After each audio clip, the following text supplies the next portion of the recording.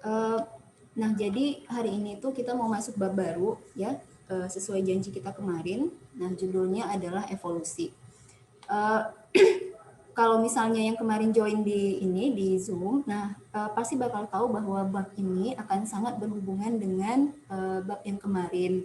Nah, kalau kemarin kita bicara perubahan ya yang terjadi pada level genetik ya yang tidak terlihat tapi setelah setelah apa namanya terakumulasi dalam tubuh makhluk hidup maka dia akan terlihat sebagai cacat biasanya atau kalau efek positifnya maka dia akan terlihat seperti akan jadi makhluk-makhluk yang nanti lebih bermanfaat dalam kehidupan, lebih efisien dan sebagainya. Nah, maka ketika perubahan itu berlangsung dalam jangka waktu yang sangat lama, nah sampai kita tidak lagi menemukan induk asalnya, ya. Nah, jadi kalau sekarang kita masih bisa menikmati semangka tanpa biji dan semangka yang berbiji, nah kalau suatu saat semua semangka itu sudah tidak berbiji, nah maka itu adalah evolusi. Nah, jadi ada perubahan yang terjadi dalam jangka waktu yang sangat lama, yang sampai pada akhirnya kita tidak bisa lagi menemukan nenek moyang aslinya yang seperti apa gitu. Nah, itulah evolusi. Ini adalah salah satu cikal bakal ya efek yang ditimbulkan dari mutasi. Nah, kalau dalam jangka waktu yang sebentar mungkin jatuhnya ke variasi nantinya. Yang muncul semangka A, semangka B, semangka Z dan seterusnya. Nah, tapi kalau sampai kita tidak lagi nanti menemukan asal muasal dari semangka itu maka nah itu adalah evolusi. Nah, jadi sama-sama adalah perubahan nanti judulnya ya. Nah, cuma yang mungkin sedikit miss di konsep evolusi ini yang sering kali terjadi adalah, nah kita selalu melekatkan konteks evolusi ini dengan asal muasal manusia nantinya yang sering diperdebatkan. Kalau misalnya kalian selama ini mungkin yang kita tahu bahwa Darwin itu mengatakan ya karena bapak evolusi adalah Darwin ya. Nah lagi-lagi nanti kita akan mendengar sering-sering nama si Darwin. Darwin itu bilang bahwa manusia berasal dari kera. Nah, itu dia konsep evolusi itu tidak seperti itu sebenarnya ya. Nah, tapi penekanannya adalah ke perubahan bertahap yang terjadi dalam jangka waktu yang sangat lama. Gitu. Jadi nggak mesti dari kera, kayak gitu ya. Nggak pernah kok Darwin bilang dari kera. Nah, itu dah. Nah, maka di evolusi ini, nah kita mengawali dengan pertanyaan ya pada akhirnya. Jadi kalau misalnya kita berpikir, oh iya makhluk yang sekarang itu berasal dari makhluk sebelumnya. Nah, dengan adanya sedikit modifikasi perubahan yang dikarenakan proses adaptasi dengan perubahan lingkungan pastinya. Nah, secara logisnya pasti kita akan mencari dong ya, siapa sih manusia pertama kayak gitu. Atau asal muasal dari kehidupan yang ada di alam semesta, di planet bumi. Nah, kita belum singgung planet yang lain ya, planet bumi misalnya. Nah, maka bab ini nanti akan dibagi menjadi dua subbab besar. Nah, yang pertama adalah asal usul kehidupan. Nah, baru nanti kita belajar teori evolusinya. Nah, ini sih yang nanti sering-sering muncul di soal ya. Kalau dulu di UN, nah ini pasti muncul. Nah, nggak tahu nanti AKM itu formatnya akan seperti apa. Jadi asal muasal kehidupan atau kalau di buku ada buku yang nanti memisahkan antara asal usul kehidupan dengan evolusi. Jadi ini berkelanjutan sih nanti ceritanya ya.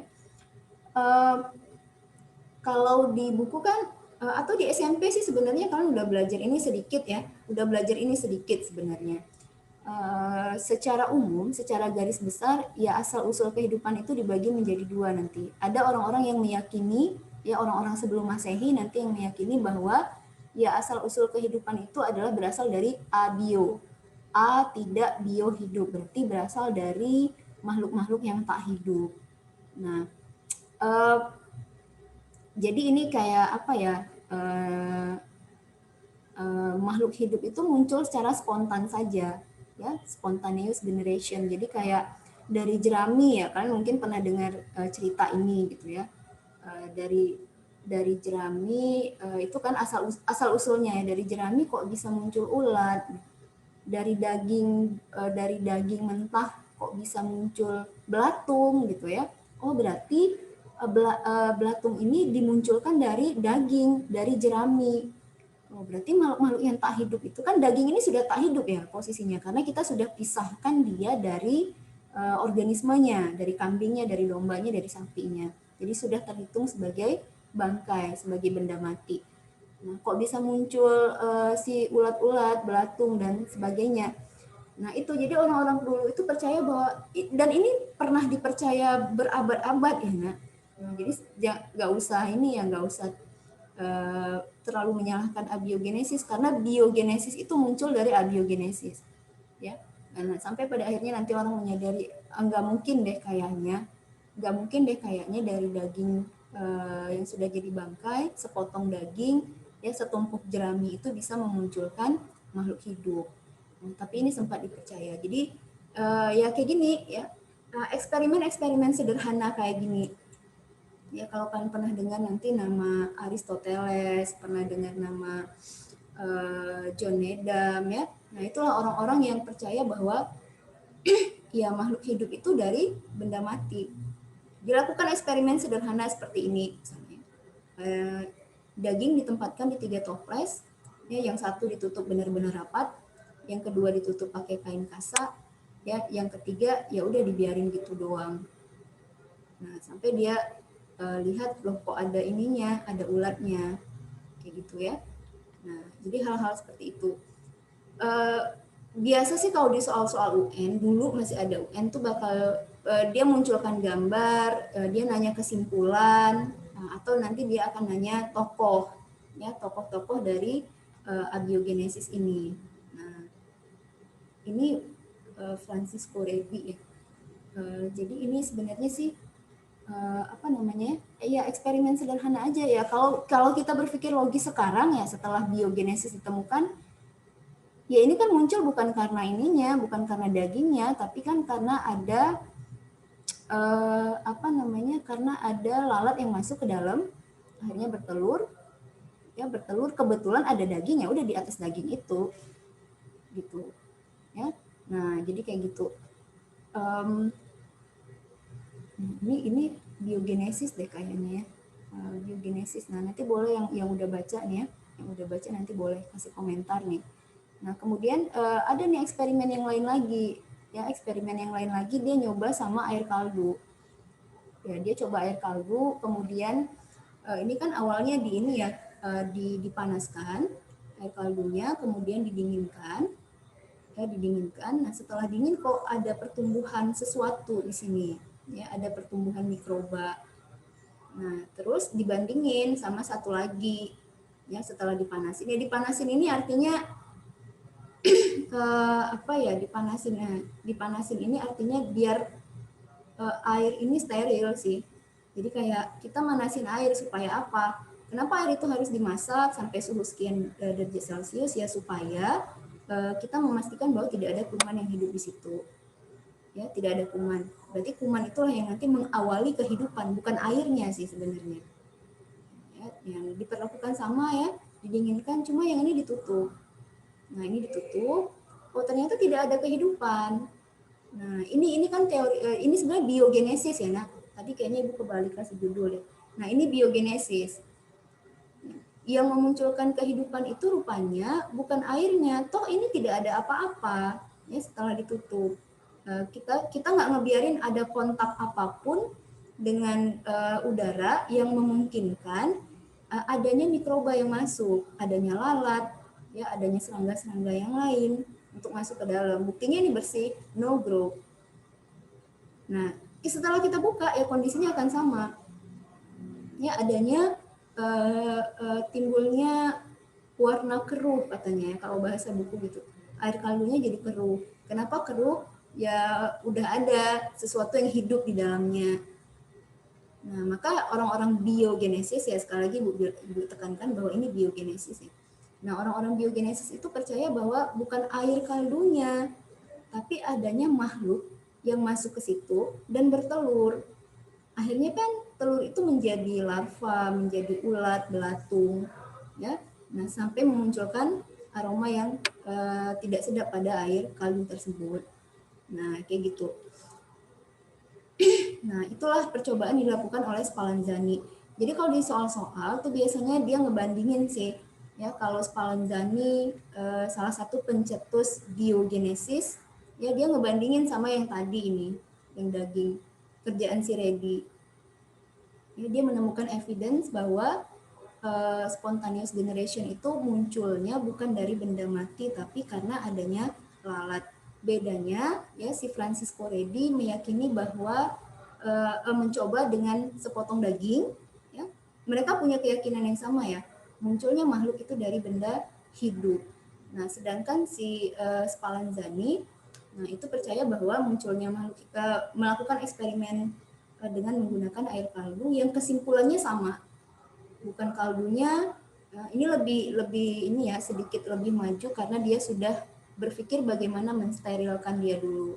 Kalau si Reddy kan enggak ya, daging dari pasar ya udah langsung dicoba kayak gitu. Nah itu.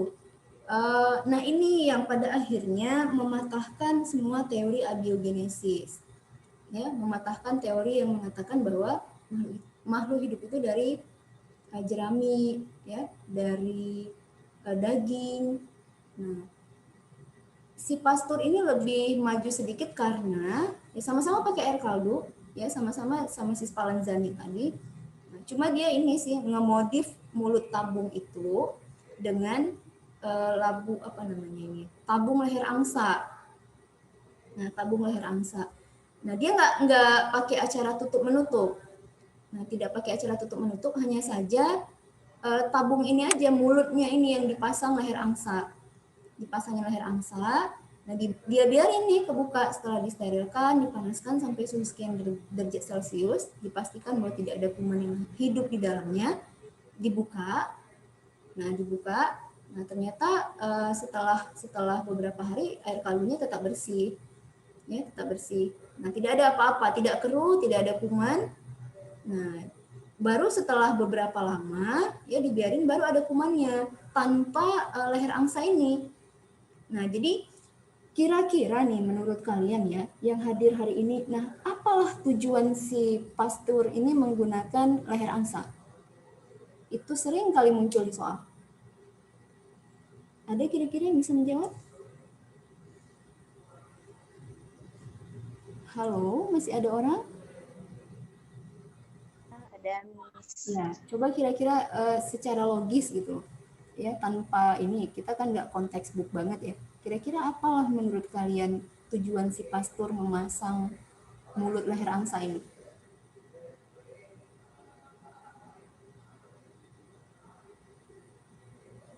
Ada yang bisa jawab? Gimana, Miss, pertanyaannya? Iya. Kan tadi Spallanzani sebenarnya sama-sama pakai air kaldu ya. Cuma bedanya ada yang dibuka, ada yang ditutup. Nah, si Pasteur dia nggak pakai buka tutup, tapi dia ngemodif ya mulut dari tabung ini ya dipasangkan leher angsa ini yang bentuknya kayak huruf S.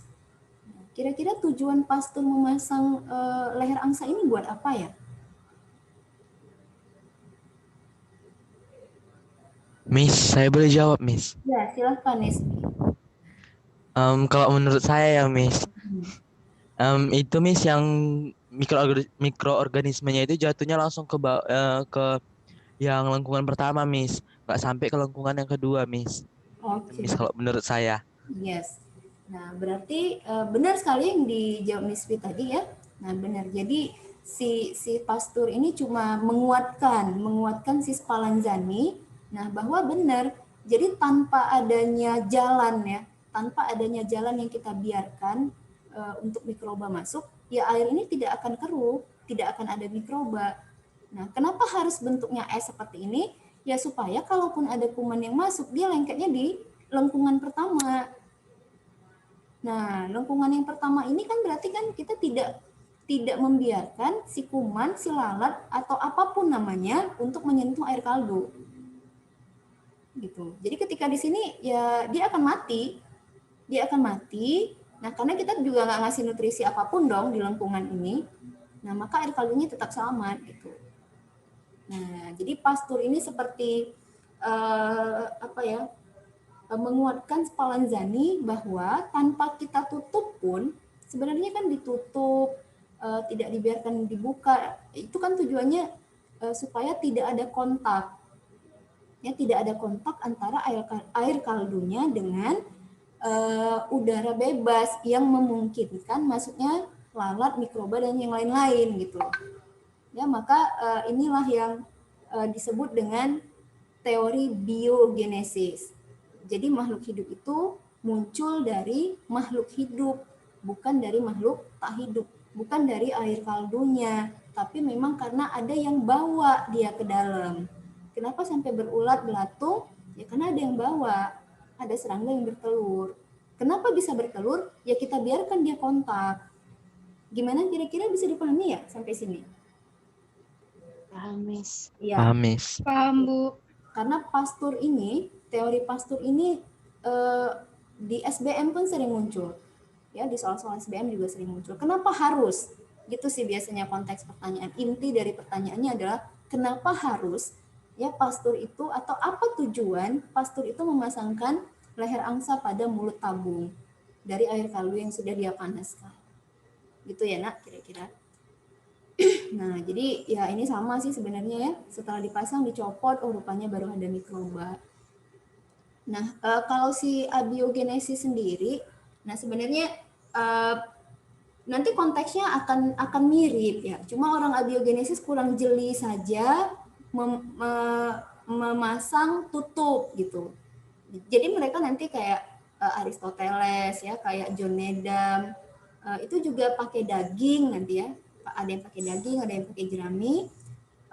Cuma bedanya mereka tidak membandingkan. Yang namanya riset kan harus dibandingkan. Misalnya kalian tuh ingin melihat pengaruh pupuk urea terhadap pertumbuhan kacang tanah. Berarti kalian kan harus membuat dua perlakuan. Yang satu dikasih pupuk urea, yang satu enggak. Nah gitu, itu kekurangan orang abiogenesis. Mereka tidak membandingkan, hanya mengamati, oh di jerami kok ada ulat tiba-tiba. Ya, nah padahal ya jeraminya di mana dulu?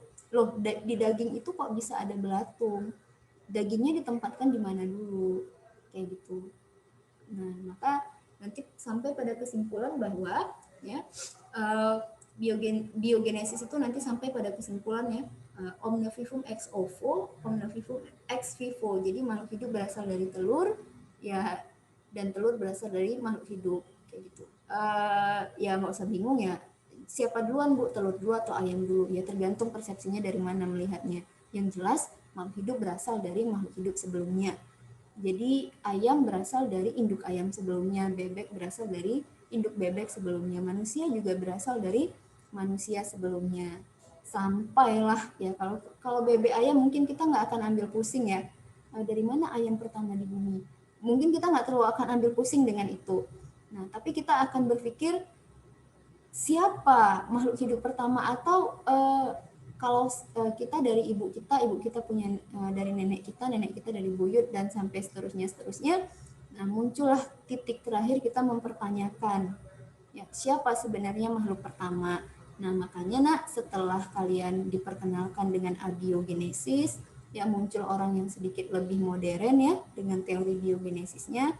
Nah, akhirnya orang mulai berpikir siapa yang pertama. Makanya muncul teori biologi modern. Nah, kayak gitu. Jadi apa sih, kayak mana rupanya kalau kita beragama Muslim, kita percaya bahwa Nabi Adam, ya kan tidak semua beragama Muslim gitu, tidak semua beragama Islam kayak gitu. Nah, mereka tetap akan mencari siapa makhluk hidup pertama. Nah, maka muncul teori yang ketiga ini, ya. Nah, berarti adanya serangkaian reaksi nantinya ya, reaksi-reaksi kimia yang mengawali kehidupan pertama di planet bumi. Nah, ini kalian sih sebenarnya kayak belajar sejarah ya. Nah, inilah dia nanti. Ya, muncul rupanya kayak mana bumi yang pertama. Ya, siapa makhluk yang hidup di dalamnya. Nah, apakah film Jurassic Park itu benar adanya? Apakah pernah manusia itu hidup berdampingan dengan dinosaurus? Nah, dan pertanyaan-pertanyaan yang lain yang mungkin pernah muncul di pikiran kalian. Nah, sebelum kita sampai ke sini, ya ada yang ingin bertanya? Belum? Oke. Berarti Bu lanjutin. Nah, ini sih selangkah lebih maju juga ya, karena dia sudah mulai berpikir bagaimana proses. Ya, bagaimana proses dari air kaldu bisa memunculkan ulat. Nah, jadi dulunya ya orang fisika kan juga belajar ini Bu Rasa ya. Kalian belajar teori Big Bang ya. Big Bang itu yang mengatakan bahwa dulunya, silakan dikoreksi kalau Ibu salah. Kalau dulunya di apa namanya, di alam semesta ini ya ada beberapa gas ya, apa ini ya, senyawa, unsur.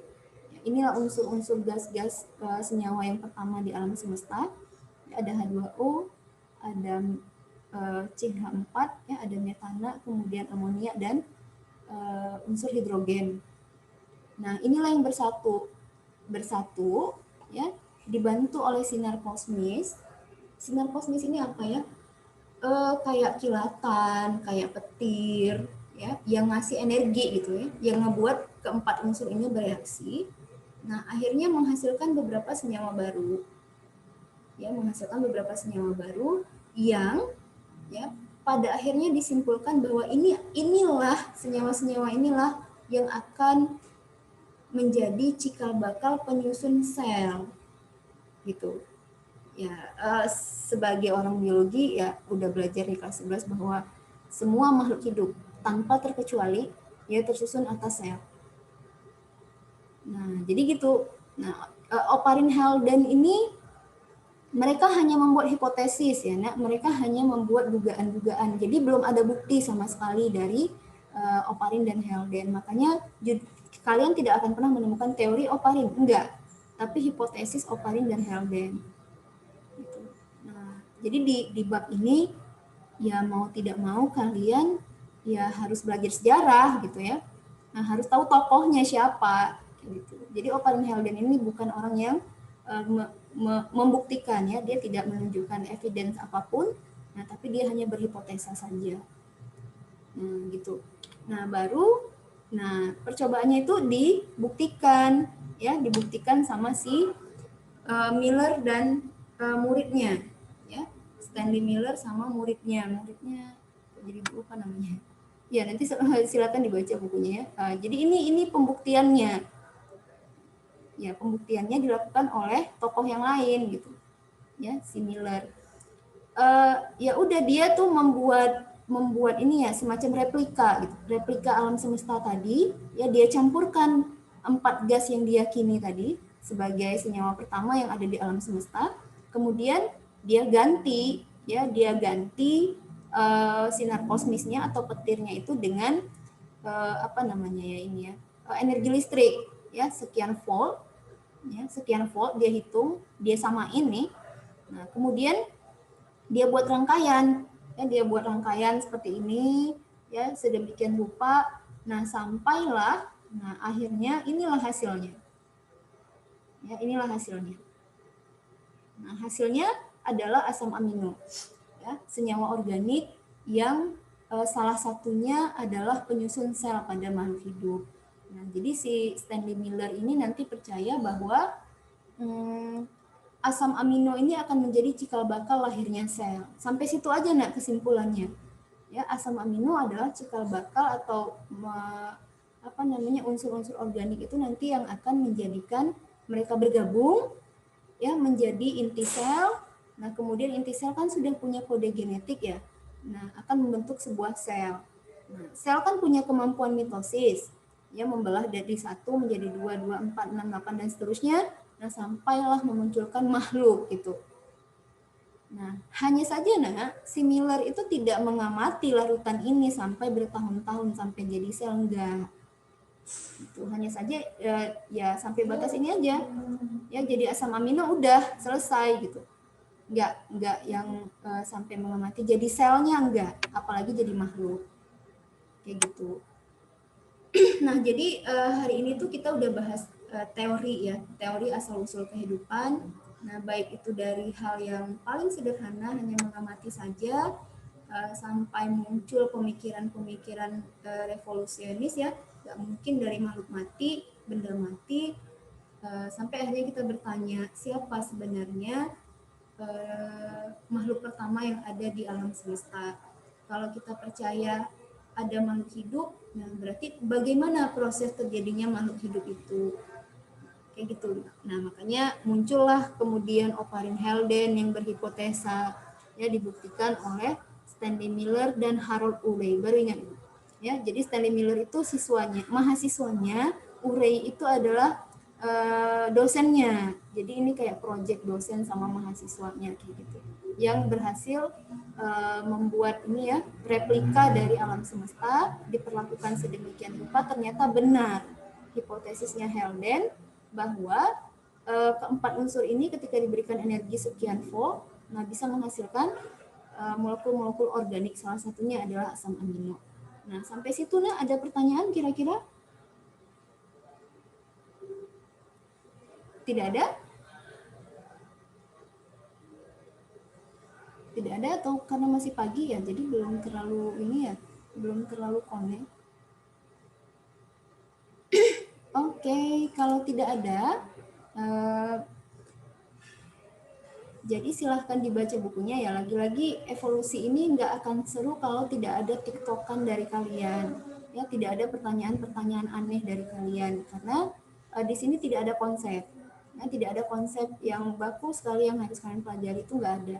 Nah, hanya kita akan nanti diperkenalkan dengan nama-nama orang, ya sedikit belajar sejarah, sampai nanti muncul perdebatan. Nah, itu sih sebenarnya yang diharapkan dari belajar di bab ini. Ya, kalian nanti bisa memperdebatkan, kayaknya yang ini nggak mungkin deh Bu, kayaknya lebih masuk akal yang ini.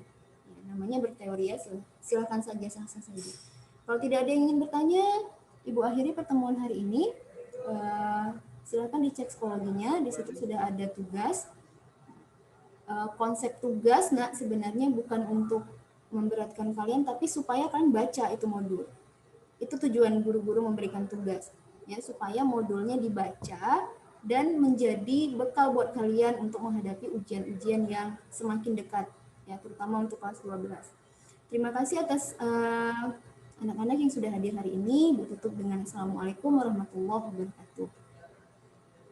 Waalaikumsalam warahmatullahi wabarakatuh.